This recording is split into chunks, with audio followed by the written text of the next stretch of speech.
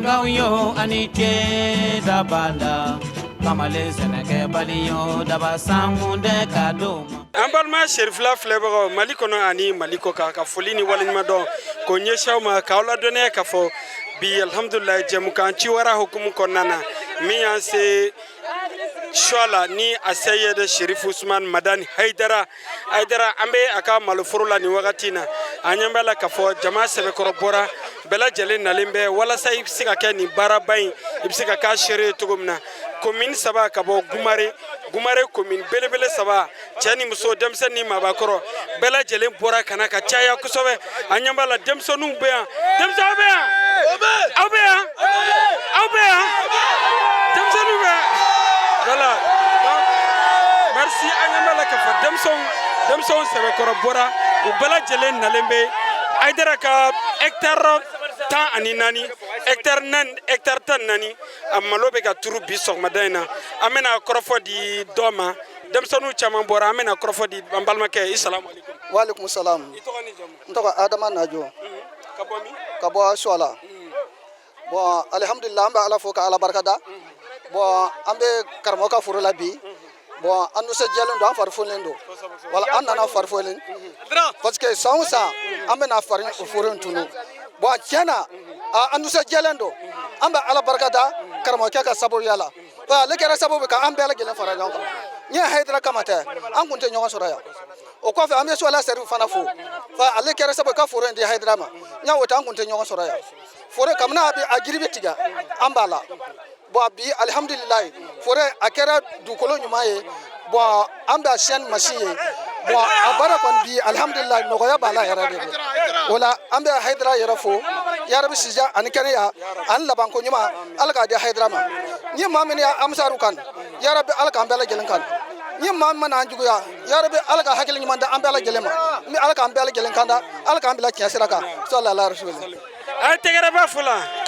wala ambalma ambe awla donné ka fo ko ambe femi karamako Haidara Sayyid Sherif Ousmane Madani Haidara Sayyid Sherif Ousmane Madani Haidara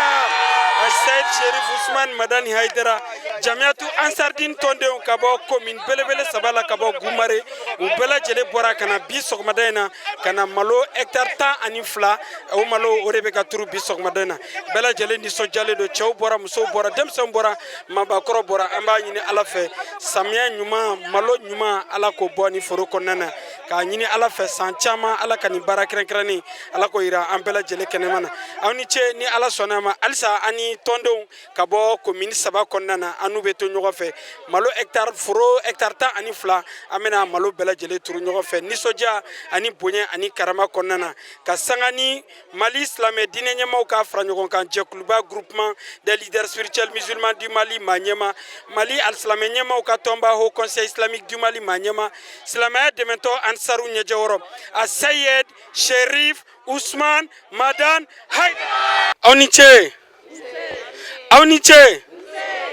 Awniche ambalma Sherifla Flavor Malikono ani Maliko ka folini walima do ko lanyeshi awma ka yorala ka foko ni anga jemukan kerenkeren kana kenesigi bisokma dayna shwala dugu konene anan balako chamambe a tegere bafo muso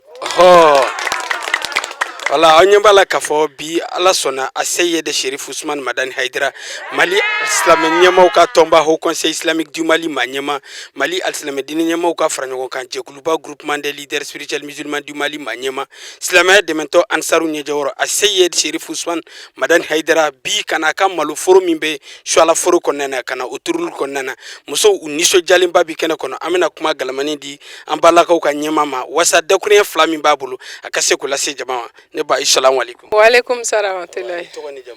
Ne togo ye Aissatou Traoré ka bɔ Sokolo n'a bɛ fɔ ko Choila. Bi kɔni an nisɔndiyalen don an sewalen don sabu ka d'a kan an ka sekuba n'an ka karamɔgɔba o ka foroturu de ye bi ye bɛɛ lajɛlen bɔlen don ka na o baara de la bi a yɛrɛ minnu nana an bɛ na mɛn o ko de la bi. Bise ka dakunya fila bise ko fo foro ko ina amuso wɛrɛ jɔyɔrɔ jumɛn b'a la foro ko ina. an musow jɔyɔrɔba de b'a anw na foroko in na sabula ka d'a kan baarakɛlaw bɛ nisɔndiya ni anw ye n'o ye dumuni ye dumuni duman o jɔyɔrɔ ka bɔ a la kosɛbɛ koyi a ye tɛgɛrɛ ni fo la ka d'a kan dɛgɛdilan mana wuli musow bɔlen don cɛsirilen don fo kani sɔgɔma fo su u b'a la sura u bɛ taa da kuma ma o y'a sɔrɔ fo 22h sera donc bɛɛ nisɔndiyalen don bɛɛ la a tɛ gan u la a na nisɔndiya o bɛ kɛ a denw fana bɔlen don ni foroko in mana dabɔ hali mɔgɔ minnu tɛ ansari ye bɛɛ de bɛ bɔ nin karamɔgɔ ko in na ka sabu ka d'a kan k'an bɛɛ ɲɛmɔgɔ de don an ka sekuba de don donc an bɛ nisɔndiyalen don ka na o de la ka foli di a yɛrɛ ma minnu bɔra Bamakɔ ka se yan fɛn m'aw natɔ sɔrɔ u kana aw taatɔ sɔrɔ an y'aw kalifa Ala ni kira ma nin karamɔgɔba in yɛrɛ n'a bɔnnaw kalifa Ala ni kira ma k'an ka jamana kalifa Ala ni kira ma Ala mun di kalifa tiɲɛ Ala k'an bɛɛ lajɛlen kɛ sara kɛ alijinɛ ye an wulila k'an bɛ dugawu kɛ nin karamɔgɔ in ye sabula ka d'a kan hali ni mɔgɔ min sera bana ye nin foro in na Ala ni seku in bonya kama i ka bana bɛ kɛnɛya nin foro in bɔgɔ bɛ ta a furaw bɛ bɔ a ye banabagatɔw kɛnɛya Ala ni karamɔgɔ in lɔhɔrɔma nin foroko in kɛmɛ fayida ye mɔgɔw ma anw ka kurumare kɔnɔ bi fayida mun tɛ se ka fɔ ka s'a dan na awɔ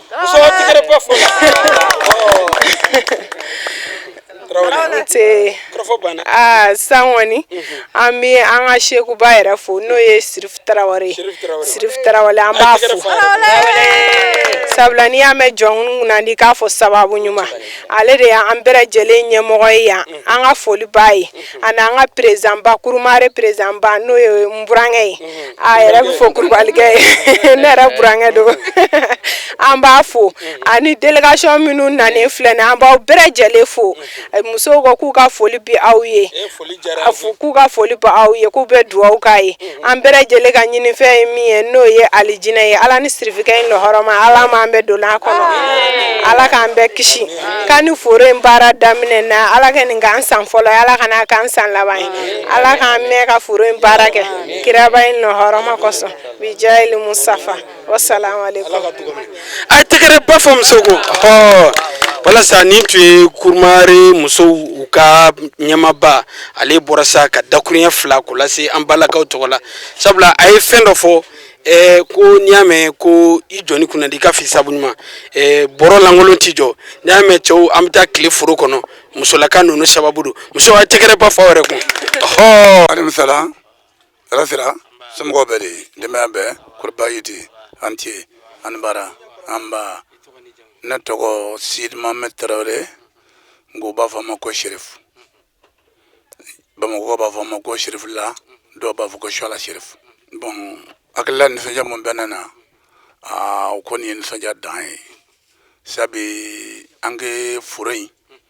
an y'a baara daminɛ a mɛnna dɔɔni n'Ala sɔnna a ma o kɔnɔna na an kun b'a baara ten Ala sɔnna a ma an kun y'a ɲini k'a fɔ a kana télévision kɛ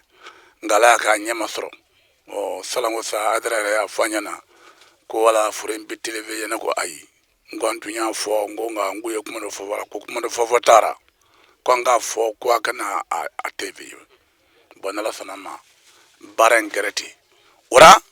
a kɛra wasa ni kɔrɔta bɛɛ lajɛlen ye diɲɛ bɛɛ y'a ye baara in bɛ cogo min na jama min na n'Ala sɔnna a ma Ala de b'a hakɛ dɔn donc o la an b'a aw yɛrɛ fo ka bɔ ɲuman dɔn Ala k'an bɛɛ s'an ma donc kuma fɔlɔ ye n welekan min kɔni bolo ka ɲɛsin o ma bon tiɲɛ na o ye welekan min ye an ye baara in daminɛ de ko an ni n'an ka nafolo ka kɛ Ala kama kira kama Adara kama tɛ dɛ Ala kama Adara ye min k'anw ye a yɛrɛ ko ten hali n'an y'an yɛrɛ d'a ma o tɛ ka a sara o la an bɛ min kɛ o dɔɔni de ye nka an bɛ an ka tɔn dɔw fɔ dɛ k'a minɛ ɲɔgɔn kɛ n'a yan a bɛɛ wuli bɛɛ kɛ jɔ de ye a nafolo anw de b'a bɛɛ bɔ ɲɔgɔn sɛgɛli de b'a bɛɛ bɔ an b'an ka ɲɛmɔgɔw fɔ fɛn o fɛn na masakɛ n'a nana olu de b'a a ɲɛnabɔ tɔnden bɛɛ k'i nafolo dɔn olu de b'a ɲɛnabɔ o ye nafa dɔ ye n'o tɛ n'a kɛra cogoya dɔ ye an bɛ gɛlɛya sɔrɔ nka an ma gɛlɛya sɔrɔ o kɔnɔna na an b'o barikada an bɛ tɔnden bɛɛ barikada cɛ ni muso denmisɛnnin makɔrɔba n'Ala sɔnna bon dakuruɲɛ laban bɛɛ min y'a fɛ ka min fɔ nin ye ne dɔgɔkɛ de ye nɔn'a dɔn anw de ye furu in di Adara ma donc wajibi n b'a jira a la ko nin ye ne dɔgɔkɛ de ye nɔn'a yɛrɛ de don anw de ye furu in di Adara ma gɛlɛya foyi t'a la donc o kɔnɔna na n bɛ dakuruɲɛ min fɔ aw ye o de ye Ala k'aw sara Ala k'aw sara Ala k'an dɔn ɲɔgɔn ye Ala k'a dɛmɛ bi dɔ kosɔn ciba kanu kama salamamudu n bɛ min da o kan foro in ye tari 14 de ye i y'a faamu dɛ tari 3 ale turula nka tari 11 o de bɛna turu bi mɛ tari 3 ye mun durula a kun ka d'an ye a k'i filime aw fɛ a fana k'i ye gɛlɛya dɔɔnin b'a la nka a min ka gɛlɛya cogo o cogo a bɛ se ka kɛ sabu sira dɔ bɛ yen ko nagarabakan ni se kɛra ye sira bɛ sɔrɔ yen a kɛ yɔrɔ fɛngɛ an ni perezan Modibo farala a la o n'Ala sɔnna ma an ye sira dɔ sɔrɔ n'a se kɛra nagarabakan na a bɛ se ka ɲɛ ta bɛ se kɛ i y'a faamu dɛ an b'a yɔrɔ fɔ k'a barikada Ala ka sara Ala k'an dɔn ɲɔgɔn ye bi don kosɔn ci b'a kanu kama salamamadu an cɛ ne tɔgɔ ye Bakari Tarawele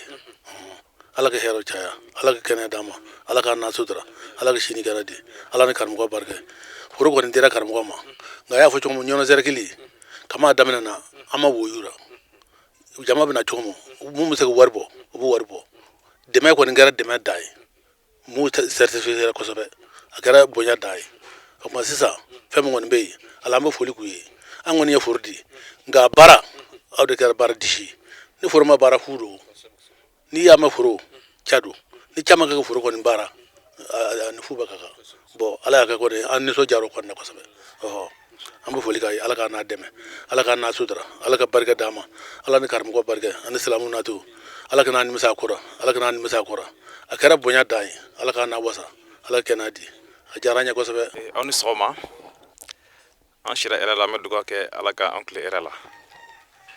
nisɔndiya min bɛ ne fɛ bi yanni n ka tɛmɛ ni kumaw ye parce que nisɔndiyalen don kojugu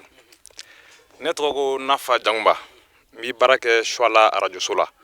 arajo b'a fɔ ko Gintan donc ne yɛrɛ dɔmɛni ni numuden faama de vraiment nisɔndiya min bɛ ne fɛ bi ne bi nisɔndiya ni Amsaru ye Kurumare commune 3 kɔnɔ yan Dɔgɔfiri commune Jabali commune Suala commune n bɛ nisɔndiya ni Amsaru ye kojugu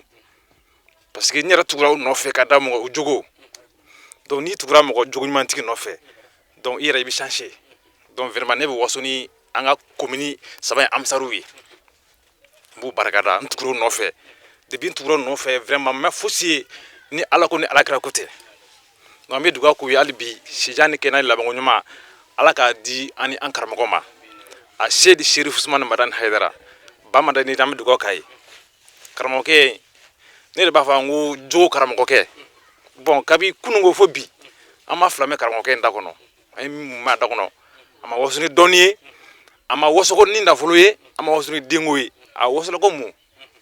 an ka jogo dilan donc ja ni bani hadamaden ni jogo ɲɛna fa t'a nafa sɔrɔ ba t'a nafa sɔrɔ i yɛrɛ de b'a nafa sɔrɔ donc an tugura nɔfɛ ni jogo ko in de ye an ma tugu nɔfɛ ni dɔnni ni nafolo ko ni ou bien denko ye donc vraiment karamɔgɔkɛ an b'a fo ale de nana ni lafiya ye diɲɛ kɔnɔ bi ni nana ni lafiya de ye jamana kɔnɔ bi donc ne kɔni ta ye foli ye a n'a ka tɔnden ɲumanw mɔgɔ bɛ hadara nɔfɛ donc an bi a bɛɛ lajɛlen fo malankolon ti a la malankolon tɛ yen an bɛ dugawu de kɛ hali bi bɛnɲɔgɔnya ni kelenya karamɔgɔ Hayidara o de ɲini jamana in kɔnɔ bɛɛ bɛ se ka lafiya an bɛ dugawu de kɛ bɛn ani kelenya hali bi Ala ka sinsin Mali jamana kɔnɔ an'an kɛrɛfɛ jamanaw ani diɲɛ kɔnɔ an ka cɛkɔrɔba ni u ye Ba Sirifu Tarawele Ala kanuba Ba Sirifu Tarawele kira kanuba Ba Sirifu Tarawele a Seydi Cherif Ousmane Madani Hayidara kanuba Ba Sirifu Tarawele ni ye tiɲɛ kanuba de tiɲɛ ni a kɛra tasuma kan min cɛkɔrɔba b'a nɛ da la k'a sani ni cɛkɔrɔba in don an ma foyi ye Sirifu fɛ Ala ko ni Alakira ko ani karamɔgɔ ko donc an dara la an tugura a nɔfɛ n'a donna wo la an bɛ don a nɔfɛ donc n bi bɔ kuma na hakɛto bɛ na sul ala rasul. An balima siri filɛ an y'aw ladɔnniya k'a fɔ an bɛ dugu min na bi o ye Suala ye an bɛ Mali alisilamɛ ɲɛmaaw ka tɔnba Haut Conseil islamique du Mali Maniema Mali alisilamɛ diinɛ ɲɛmɔgɔw ka fara ɲɔgɔn kan jɛkuluba groupement des leaders spirituels musulmans du Mali Maniema silamɛya dɛmɛtɔ Ansaru ɲɛjɛwɔrɔ a Seyid Cherif Ousmane Madani Haidara foro belebele dilen don a ma yanni nɔ k'a ka kɛ maloforo ye an nana o malo turuli hukumu kɔnɔna na an ka cɛkɔrɔba a n'an fa a bɛ an bolokɔrɔ jɛmukan hukumu kɔnɔna na an bɛna kɔrɔfɔ di a yɛrɛ ma ko mɛn da ye mɛn tigila ye dakuruɲɛ 2 min b'a bolo ka ɲɛsin ci wara jɛmukan ma foroko in kadara kɔnɔna na a ka se ko lase an fa isalamu alaikum salam ba kunara bɛ mɔgɔ bɛ n ba yiti araba an ce bismillah ka Sherifla Jabarani so tɔgɔ la ka na foroko a kunkun n'a ɲɛɲɛ ka na a ɲɛɲini wasa k'a lakali jɛma k'a dɔn k'a fɔ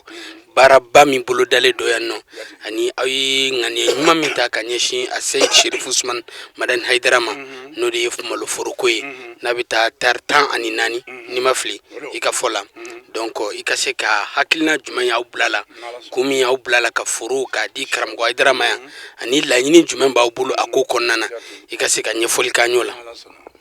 ala k'an bɛ s'a ma min y'an don foroko in na tuma min na n'an dugura Haidara la an y'a kumakaw mɛn n m'a mɛn siɲɛ 2 dɛ n y'a mɛn siɲɛ 1 limaniya sinna k'a minɛ ten wala ma kɛ siɲɛ 2 fiyewu o minɛnen kɔfɛ kuma foyi ma fɔ k'a fɔ n'a fɔra Haidara ye nin fɔ n'a fɔra dɔ wɛrɛ ye nin fɔ n'an y'an dulo ma da an b'a sɔrɔ Haidara bɛ t'i dawura o kɔnɔna na ne ko sisan kɔni baara nɔgɔyara sisan o kɔnɔna na mun ye foroko ye n'an bɔra foro kamalen dɔ bɛ ɲɔnɔ ye a kɛ kalanden dɔ don o de y'a ɲini Haidara fɛ ko a kɛ foro ɲini a ye Fuseni ko a kɛ foro ɲini a bɛ taa foro fɛrɛ i y'a faamu n'ala sɔnna ma kamalen yɛrɛ a y'a ɲini a fa n'a ba fɛ ko Haidara ko ala ko olu k'i somɔgɔw ko a di Haidara ma somɔgɔw y'a maa da kan k'a di Haidara ma o de filɛ ɲɔnɔ foro la bon kuma ne yɛrɛ y'o dɔn ne y'a ɲini dɔgɔkɛ fɛ foro ka di Haidara ye koyi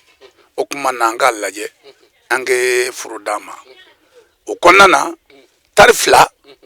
ne y'a ɲini an kɛ foro ménagelen an kɛ tari 2 d'a ma a ko problème t'a la an ye tari 2 d'a ma nka ala y'a kɛ a fɛnnen a taara kɛ tari 3 ye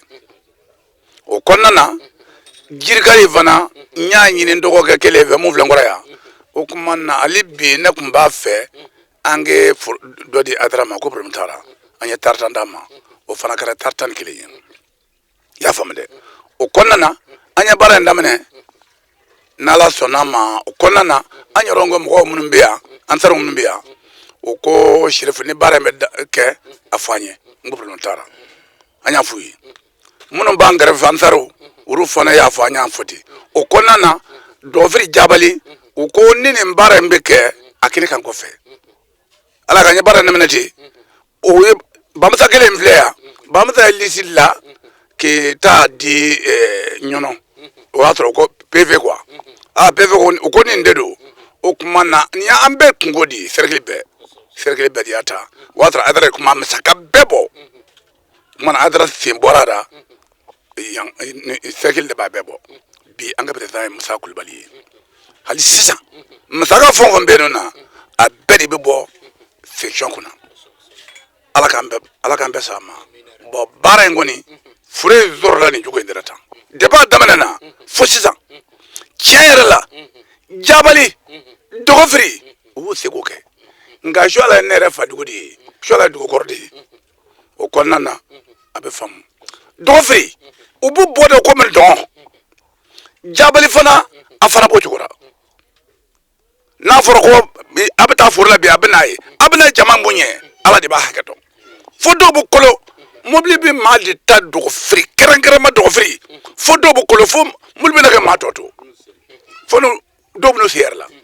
o kumana ne kɔni b'a fɛ ka min fɔ ala de b'a dɔn mɔgɔ o mɔgɔ n'i sen sera nin foro in na ala sɔnna a ma hɛrɛ dɔw bɛ yen nɔ i b'o sɔrɔ diɲɛ na yan sanni an ka se lahara an bɛ dugawu kɛ o yɔrɔ ye ayro tiere la de mali konte ma da farafina wala nyere ko na ko tile nyona be ay ambe do kay ala ka deme ya rabbi ala ka deme adra be dora mona ala di ba ka do ambe do kay adra sengene do asengene do je sengadai ngadra ni akto adra nam de kele de ni mombara wala tana o donc ora ne ko mbi mi vo o de ni ala sako sako ni vile la o ke kana ke fili nyon note mada ba kaba an tian baraji ala ka sara ini cheni baraji krofanya na kusebe an rabi fo ka dugo nyini fe ka dugo kire ala ka shijani kenel labon ko ma danima ala ko ke ala ya bunye kama ko ka dira kanu ko sallallahu alaihi wasallam ini cheni baraji merci alaikum salam yuba jara dugo free marikala kura kaude amba ofo trifla shive mo ka fo ka bobo ko kana fa nyono marakono kerengara ma dugo free ambe sokolo partika parce que ansia ala ni asedi sherifu madana idra ale de sababu ya do ambe ala fo ka barkada ka soli ka cibanyu manka ya rabbi ala ka ala jati koso choche be muso be ingania ani dina na hal ni maseka se furen kona ya rabbi ala ka ni sara ambe dugo ka fanaye ya rabbi shini kana ya rabbi ala ka danama anaka dimba belajile parce que ni furen kona amse ka fo chamon bia ni unna ko fola doro bia ni tunda ko fola chamon fana be obengana an tani furen kona abe sabati otuma mba ufo ka barka dawla o fefa fana de be ka fo ima delika sia fana ambe dugo de ke ya rabbi alsa ala ka lanyini ke kanan sababu ya pour que kan nyeda furen ka parce que anyuru nyabala nere journaliste parce que mbe baraka radio dakana we asedi sherifu madana idraka radio di adona era dugo frika doka fo on be se ka baraka radio la ale de sababu do otuma mba fo ka barka da ni ala ka je inshallah na la sonama merci vraiment bon hakilla mo benana ya niko ni so jabato mo ka tasma fie na nunji mafa adaji bafa ani so jalendo fo ka sadana ka sanga jama ka bolima ani so jalendo ka damna dugo fri commune sugulon commune jabali commune amma bebe abi an so jame ka dawka awro tv srifla mo ko biya do farla ni so jaka bi bare jama bora ko so jama bora so bora chewbora wala bisika bonde fa sa bara chechiri bisika so ko sobe ani la yunu ka sabata ko nan ko sobe muso bora chew bora ajaranye ngame mu fo jamae halibi dore ka farani jamaka ode kadanye komini be akadanya den kelengelen be dugushi kana ke mu mo masoroya doko fara jamaka halibi kada ka fo karamo ka furu danta kula furu ni amba fo furenga doko onkoro ka sanga jamaka bolima parce que ambado bido bite cinema na ala sona dobu fara jamaka ka tafe nanye ali furu wura sura ka faraninga ode kadanye ala soko bala awo ini che taba anti Auniche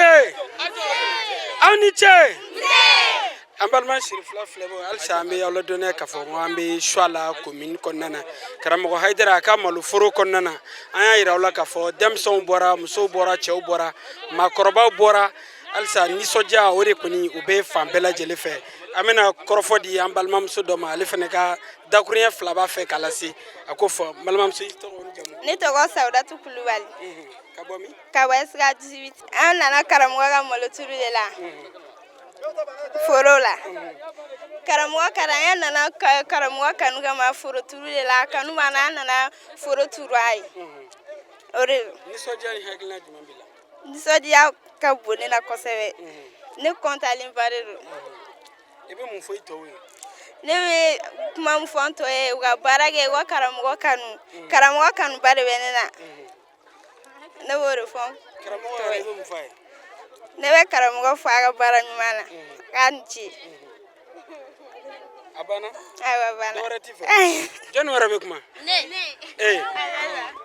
ito ni jom ne to ga fane ne to ga fane ka we eska kata sinema bu me ne be kala ne la shala chef fe no e am saru ga nyama chef Muammar Maran Haidara denkɛ an n'a m'o de ka foro turuli la bi non an b'a fo k'a barikada a sara foyi t'an bolo ale de kɛla sababu ye k'an bɔ sira jugu kan k'an bila sira ɲuman kan an b'a fo k'a barikada. Ne tɔgɔ Mariam Danbele ka bɔ Segu Kura. Ne tɔgɔ Mariam Danbele ka bɔ Segu Kura. An nana maloturu la. Maloturu in kɛra nisɔndiya ye wa n b'a fɔ tɔw ɲɛna u ka maloturu ka gɛrɛ. Tiɲɛ na ne ma dan ye nisɔndiya in na. An cɛ ani baraji. I ni ce a tɛgɛrɛ fɔ kun walasa voilà alisa an b'a yira u la k'a fɔ ko an bɛ choix la commune kɔnɔna na karamɔgɔ Haidara a Seyed Cherif Ousmane Madani Haidara a Seyed Cherif Ousmane Madani Haidara an bɛ k'a ka malo hectare 12 an bɛ k'o turu sɔgɔmada in na donc bɛɛ lajɛlen nisɔndiyalen don an b'a ɲini Ala fɛ baara a daminɛna hɛrɛ la Ala k'a kuncɛ hɛrɛ la merci beaucoup. Aw ni ce aw ni ce aw ni ce an balima Serifula filɛbagaw Mali kɔnɔ ani Mali kɔ kan ka foli ni waleɲuman dɔn k'o ɲɛsin aw ma k'aw ladɔnniya k'a fɔ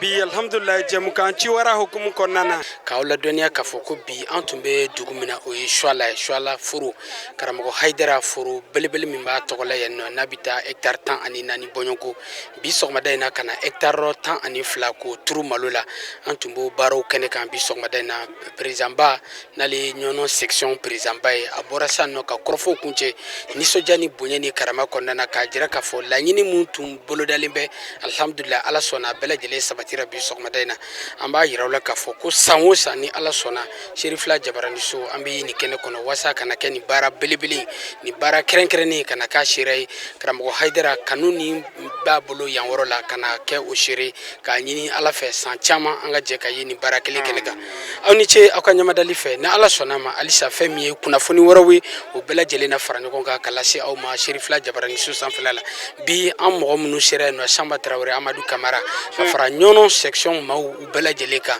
u ye bonyeba ta ka ɲɛsin an yɛrɛ ma an b'o foli lase u ma sabula bamananw ko n'i ko ko maa nisɔndiyabatɔ k'a ka tasuma fa n'a nunji ma fa daji b'a fa bi sɔgɔmada in na ne yɛrɛ sɛbɛkɔrɔ nisɔndiyalen don kosɛbɛ n bɛ Ala fo k'a ɲini Ala fɛ san camanba bi Ala bolo an ka jɛ an ka na an ka kɛ nin baara seere aw ni ce aw k'an bɛn diya waati wɛrɛ wa salam merci.